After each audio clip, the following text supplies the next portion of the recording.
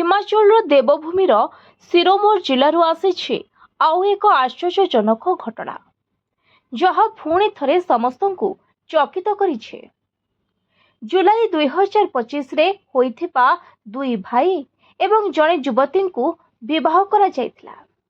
हेले एही विवाह आउ एक स्तर रे पहुंची कारण सेतेबेले सिना दुई भाई जड़े युवती को विवाह करथिले एबे किंतु प्रथम संतान जन्म होइछे आउ सबुठी उत्सवर माहौल खेली जाइछे। सोशल मीडिया रे एबे अभिनंदनर सुओ छुटुछे।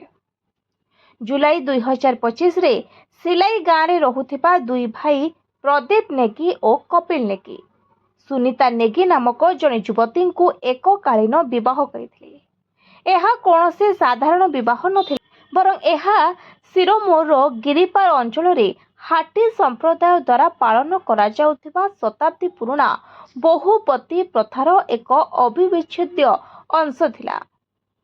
सही समय ही विवाहर वीडियो एवं फोटोग्राफ सबुठी भाइराल होइथिला जहाँ जातीय गणमाध्यम रे व्यापक वितर्क मध्य सृष्टि करिथिला। तबे विवाहर प्राय 10 मास परे अर्थात गत बुधवार एही परिवार रे प्रथम संतान जन्म होइथिला।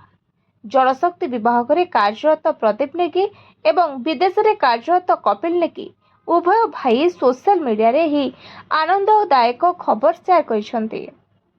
सेमाने ही छोट अतिथि आगमन को जीवन सबुठारु सुंदर मुहूर्त भाव में वर्णना करा जायछि। किंतु यह घटना को सोशल मीडिया रे बयस सारा ट्रोल करा जाउछि।